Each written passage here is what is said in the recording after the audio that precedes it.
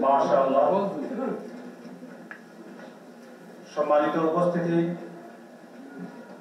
এবারে আপনাদের সামনে গুরুত্বপূর্ণ বক্তব্য পেশ করবেন দারুল হাদিস লতিফিয়ার সম্মানিত মুহাদ্দিস আঞ্জুমানে আল ইসলামিকের ট্রেজারার জনাব আল্লামা শাহাবুদ্দিন সাহেব।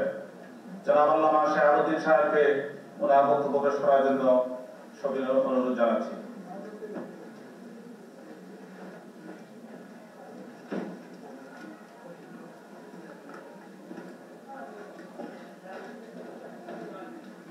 السلام عليكم نحمده ونصلي على رسوله الكريم أما بعد فأعوذ بالله من الشيطان الرجيم بسم الله الرحمن الرحيم وما أرسلناك إلا رحمة للعالمين صدق الله العظيم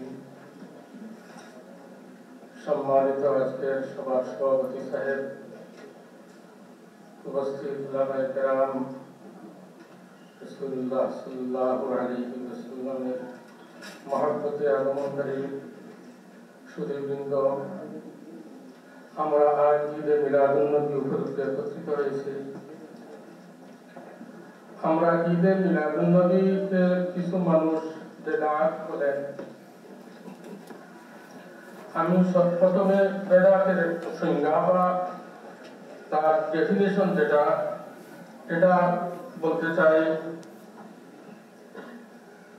আল বিদআতু ফি শরঈ ইয়া ইহদাসু মা লাম ইয়াকুন ফি আহদি রাসূলিল্লাহ সাল্লাল্লাহু আলাইহি ওয়াসাল্লাম ওয়া হিয়া মুনকাসিমাতুন ইলা হাসানাতিন ওয়া কবিহাতিন।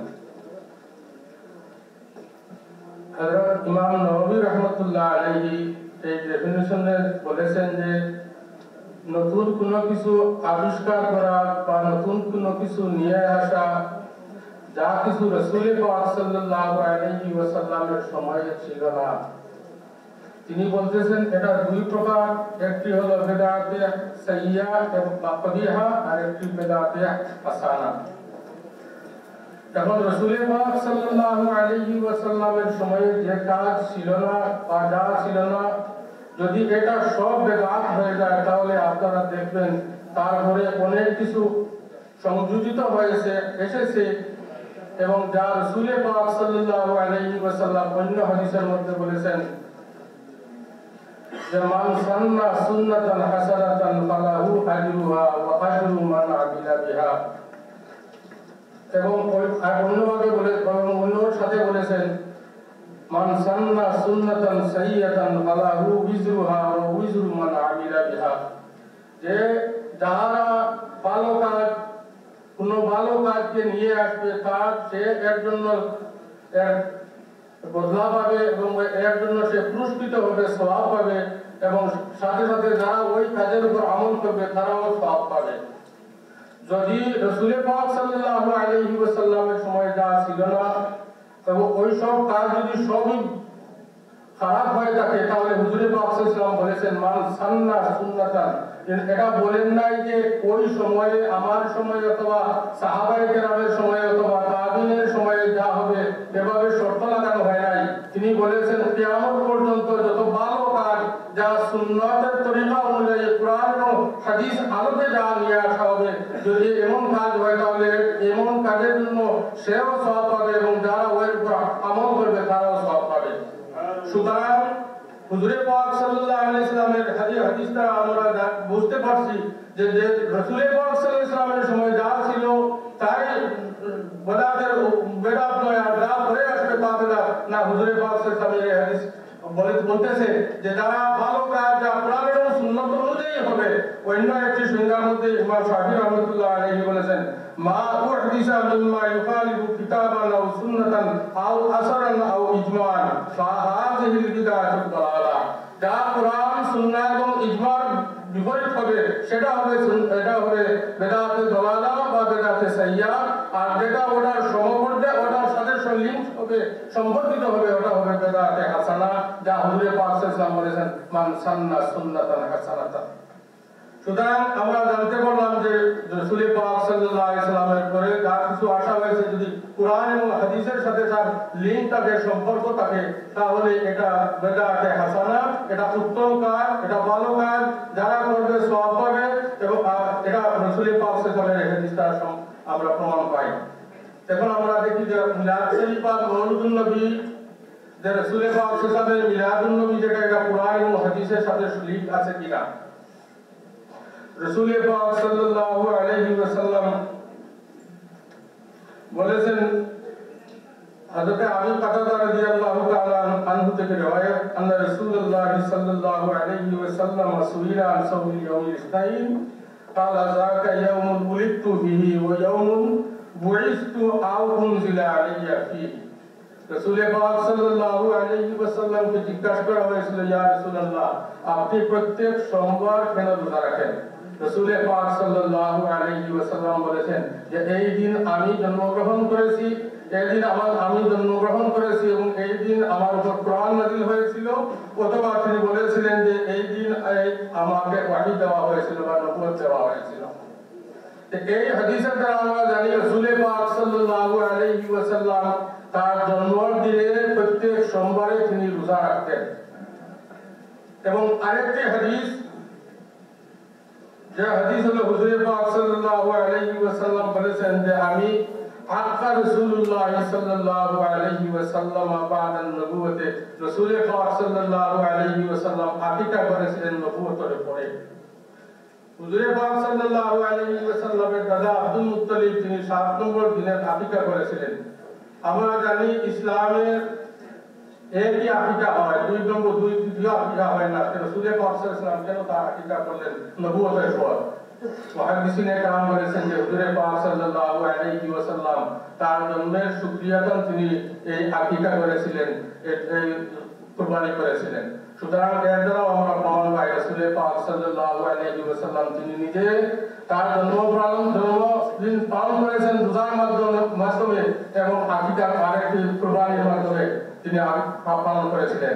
সুতরাং এর দ্বারা আমরা রাসূল পাক সাল্লাল্লাহু আলাইহি ওয়াসাল্লাম থেকে এটা প্রমাণ পাই যে রাসূল পাক সাল্লাল্লাহু আলাইহি ওয়াসাল্লাম নিজে করেছেন। সুতরাং আমাদের যে ঈদে মিলাদুন নবী পালন যেটা আমরা করি, এটা কুরআন এবং রাসূল পাক সাল্লাল্লাহু আলাইহি ওয়াসাল্লামের কাজের সাথে, রাসূল সাল্লাল্লাহু আলাইহি ওয়াসাল্লামের হাদিসের সাথে সম্পর্কিত। শুধু তাই নয়, যদি কেউ বলেন যে আমরা শুধু প্রত্যেক বছর আমরা ঈদে মিলাদুন নবী আসলে আমরা করি, তারও প্রমাণ আমরা পাই হাদিসের দ্বারা। যেদিন হুজুর পাক সাল্লাল্লাহু আলাইহি ওয়াসাল্লামের হাদিস, হুজুর পাক সাল্লাল্লাহু আলাইহি ওয়াসাল্লাম বলেছেন যে এই হাদিসটা বুখারী এবং মুসলিম দুই কিতাবের মধ্যে আছে। আন্না নবী সাল্লাল্লাহু আলাইহি ওয়াসাল্লাম কাদিমাল মদিনা فوجد اليهود يصومون يوم عاشوراء فسألهم فقالوا هذا يوم أغرق الله فيه فرعون ونجى موسى فنحن نصوم شكرا لله تعالى। হুজুর পাক সাল্লাল্লাহু আলাইহি ওয়াসাল্লাম মদিনায় তশরিফ নেওয়ার পর দেখলেন ইহুদিরা রোজা রাখতেছে।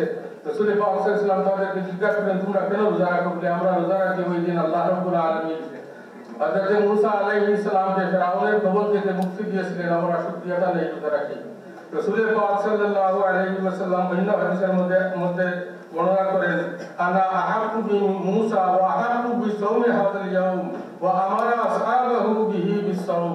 রাসূল পাক সাল্লাল্লাহু আলাইহি ওয়াসাল্লাম বলেন যে আমি মুসা আলাইহিস সালাম নবী ছিলেন, আমিও নবী, সুতরাং আমি তার বেশি হকদার, আমি নিজে রোজা রাখবো এবং সাহাবায়ে কেরামদেরকে তিনি হুকুম করলেন তাদেরকে রোজা রাখার জন্য। সুতরাং এই হাদিস দ্বারা প্রমাণ হয় যে যদি কোনো নিয়ামত যদি পাওয়া হয়, তাহলে এই নিয়ামতের শুকরিয়া রোজা দ্বারা বা অন্য কোনো যে জিনিসের দ্বারা শুকরিয়া আদায় করা যায়, সেই জিনিসটা একবার করা প্রয়োজন। রাসূল পাক সাল্লাল্লাহু আলাইহি ওয়াসাল্লাম নিজে করেছেন এবং সাহাবায়ে কেরামদেরকেও বলেছেন। এইটা প্রত্যেক বছর আসরের সময় হয়ে থাকে। সুতরাং এর দ্বারা আমরা প্রমাণ পাই যে আমরা ঈদে মিলাদুন নবী করতেছি, এটা হাদিসের সাথে আমি লিঙ্ক করতেছি না। উলামায়ে কেরাম, মুহাদ্দিসিনে কেরামরা যুগে যুগে তারা লিঙ্ক করে আসছেন এবং তারা প্রত্যেকই এমন কোনো আলিম পাবেন না যিনি রাসূল পাক সাল্লাল্লাহু আলাইহি ওয়াসাল্লামের সাথে বেশি মহব্বত রাখেন আর তিনি ঈদে মিলাদুন নবী পালন করেন নাই, এমন কোনো মুহাদ্দিস মুফাসসির আপনারা পাবেন না। সবাই বলেছেন যে এই দিন অত্যন্ত সম্মানিত দিন, যেদিন রাসূল পাক সাল্লাল্লাহু আলাইহি ওয়াসাল্লাম দুনিয়ায় আগমন করেছিলেন। এই দিন শবে কদরের রাতের চেয়েও বেশি সম্মানিত রাত, কারণ শবে কদর এসেছে উম্মতের জন্য, আর রাসূল পাক সাল্লাল্লাহু আলাইহি ওয়াসাল্লাম এসেছেন বিশ্ববাসীর জন্য। সুতরাং এই দিনের ফজিলত সেই দিনের ফজিলতের চেয়েও বেশি। হযরত ইমাম জালালউদ্দিন সুয়ুতী রাহমাতুল্লাহ আলাইহি তিনি তার এক কিতাব লিখেছেন হুসনুল মাকসিদ ফি আমালিল মাউলিদ। এই কিতাবের মধ্যে তিনি যত এর উপর যা প্রশ্ন হতে পারে সব প্রশ্ন নিয়ে এসেছেন এবং সাথে সাথে এর উত্তরও তিনি এই কিতাবের মধ্যে দিয়েছেন হুসনুল মাকসিদ ফি আমালিল মাউলিদ। যদি আপনারা মেহরবানি করে পড়েন তাহলে যত প্রশ্ন আসতে পারে সব প্রশ্ন তিনি নিয়ে এসেছেন এবং উত্তরও দিয়েছেন।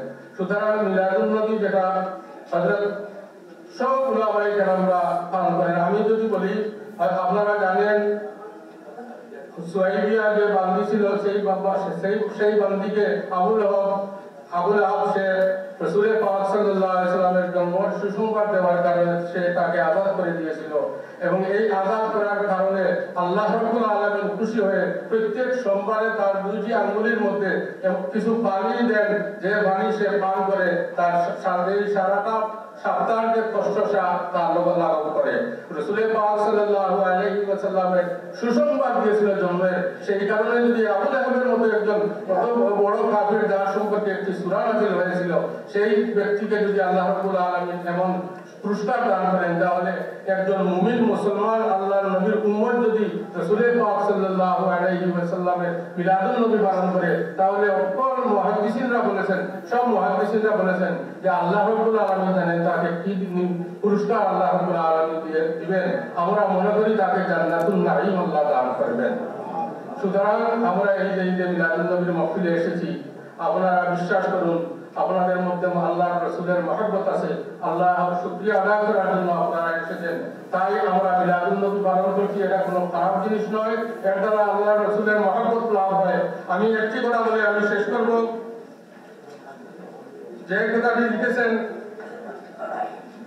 শাহ ওলিউল্লাহ মুহাদ্দিসে দেহলভী রাহমাতুল্লাহ আলাইহি, তিনি ফুয়ুজুল হারামাইন কিতাবের মধ্যে লিখেছিলেন যে আমি এক সময় মক্কা শরীফে ছিলাম, আর ওই সময় ঈদে এই সময় 12ই রবিউল আউয়াল ছিল, আর ওই সময় মওলিদুন নবী বা রাসূল সাল্লাল্লাহু আলাইহি ওয়াসাল্লাম যেখানে জন্মগ্রহণ করেছিলেন সেই জায়গায় মিলাদ শরীফে আমি উপস্থিত ছিলাম।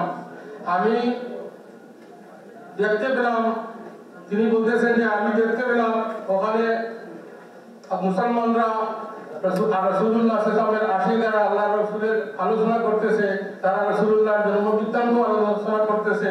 ওই সময় আমি দেখলাম যে একটা নূর প্রকাশিত হচ্ছে, আর ওই নূর তিনি বলেন লা আকুলু ইন্নী আদরাকতুহা বিবসারিল জাসাদে ওয়ালা আকুলু আদরাকতুহা বিবসারির রূহ। আমি জানি না, আমি বলতে পারবো না আমার জন্মচক্ষু দ্বারা দেখেছি না আমার রূহের চক্ষু দ্বারা আমি দেখেছি যে একটি লাইট বা একটি নূর চমকাইতেছে। কাইফা কানাল আমরু বাইনা হাযা ওয়া যালিকা ফাতাআম্মালতু তিলকাল আনওয়ার। তখন আমি চিন্তা করলাম এই নূরের দিকে যে আমি কি নূর দেখতেছি। ফাওয়াজাতুহা মিন কিবালিল মালায়েকা, আমি দেখতে পেলাম যে এটা ফেরেশতাদের পক্ষ থেকে, যারা ফেরেশতারা আল মুওয়াক্কিলিনা বিআমসালি হাযিল মাশাইখ, যারা এই সমস্ত যাদেরকে আল্লাহ রাব্বুল আলামিন নির্ধারিত করে থাকেন এই সমস্ত মিলাদুন নবীর মাহফিলে, ভালো মাহফিলে, আল্লাহর জিকিরের মাহফিলে যে সমস্ত ফেরেশতারা আসেন ওই সমস্ত ফেরেশতাদের নূর দেখতে পেলাম এবং এর সাথে সাথে শুধু এর ফেরেশতাদের নূর নয় আল্লাহর রহমতও নাযিল হইতেছে আমি দেখতে পেলাম। এটা বলতেছেন কে? শাহ ওলিউল্লাহ মুহাদ্দিসে দেহলভী রাহমাতুল্লাহ আলাইহি এই মক্কা শরীফের ভিতরে। যাই হোক, আমরা এর দ্বারা প্রমাণ পাই যে মিলাদুন নবী একটি ভালো কাজ, উত্তম কাজ, যে কাজের দ্বারা রাসূলুল্লাহ সাল্লাল্লাহু আলাইহি ওয়াসাল্লামের মহব্বত পাওয়া যায়। আল্লাহ রাব্বুল আলামিন আমাদের সবাইকে রাসূলুল্লাহ সাল্লাল্লাহু আলাইহি ওয়াসাল্লামের মহব্বত দান করুন এবং আমাদের সর্বোচ্চ কথা হলো হযরত ইমাম জালালউদ্দিন সুয়ুতী রাহমাতুল্লাহ আলাইহি যে নাম রেখেছেন হুসনুল মাকসিদ, যাতে আমাদের নিয়ত বা আমাদের অন্তর যেন সুস্থ থাকে এবং আমাদের নিয়ত যেন পরিষ্কার থাকে, সেই দিকে লক্ষ্য করে যদি আমরা করি তাহলে অবশ্যই আল্লাহর রহমত এবং রাসূলুল্লাহ সাল্লাল্লাহু আলাইহি ওয়াসাল্লামের মহব্বত আমরা লাভ করতে পারবো। ওয়া আখিরু দাওয়ানা আলহামদুলিল্লাহি রাব্বিল আলামিন। আসসালামু আলাইকুম।